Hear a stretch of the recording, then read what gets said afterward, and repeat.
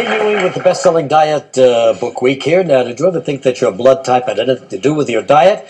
Well, this doctor says it does. He's the best-selling author of the book Eat Right for Your Blood Type. Here's Dr. Peter Adamo. All right, doctor. Nice to have you. All right. Now, most of us are either type A or type O.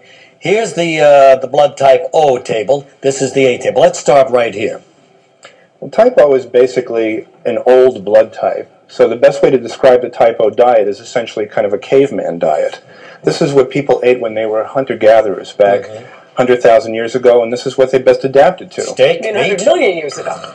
Well, it turns out that the blood types actually were in flux and actually are quite recent in terms of how we adapted to foods. Oh. And originally they protected us from infections. And as we went around the world, our physiologies changed, and that was sort of coded into our genetics. So do you have some proof that this really relates to one another, these foods with type Oh, absolutely. There's thousands of articles in the scientific literature that talk about blood type in terms of its influence on digestion. So if you're looking to diet and you're type A, or type O rather, these are the foods you should dwell on, right? Right.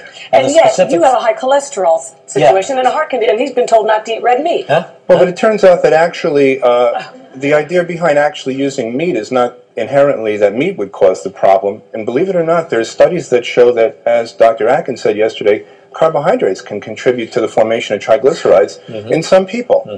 All right, so you also recommend one of these figs? Yes. And this? Prunes. Prunes, that's for the other What is protein. figs? Those are figs. Spinach, nuts. Basically, No, those are beans. Those are, what would be called a hunter-gatherer Why is everything I diet. say wrong? well, that's not a nut. Those are nuts. Eat that. That's a bean. I don't want a bean. I want a nut.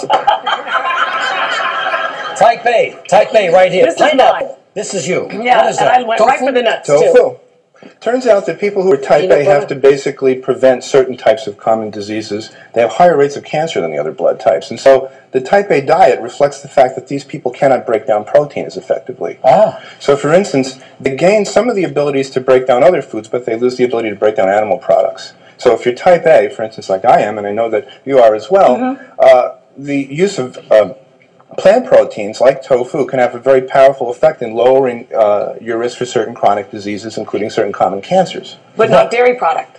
Dairy products are not a big part of the A diet. The A diet is essentially kind of a vegetable-based diet, vegetarian. The O diet, kind of a hunter-gatherer diet, caveman diet. All right, fine. We've got more blood types to discuss, and we'll be back with those. Dr. Peter D. Adamo, this book, Eat Right for Your Blood Type.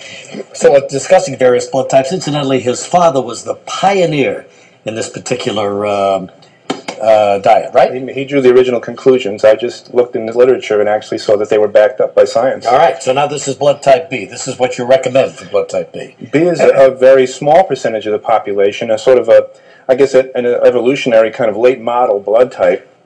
It actually is an omnivore. It can do well with a little bit of dairy. It does well with some animal products. I guess you could describe it as the best of both kingdoms, the best of the vegetable kingdom, the best of the animal kingdom. So any portions will help, I mean, or... That's the funny thing about the blood type diet. It looks at the food and how the food fits the person's physiology. So the food will not only keep you slim, but also keep you healthy as well. And minimize the risk of diseases that you may be prone to. Type AB. Oh, enigmatic, 2% of the population. The only blood type that wasn't the result of evolution, but rather the result of smashing a population of A's into B's. Back in the early days, people ran around, they all had different blood types. It's a blood type that has the best and the worst of both A and B. So, once again, cancer prevention becomes much more important in this blood type.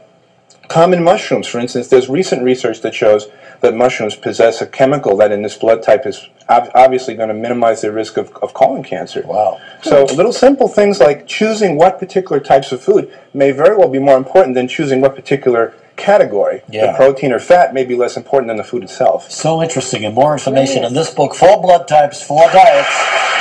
Eat for your blood type. Doctor, thank you very, very much. Enjoying having you here. I'll be right back to you.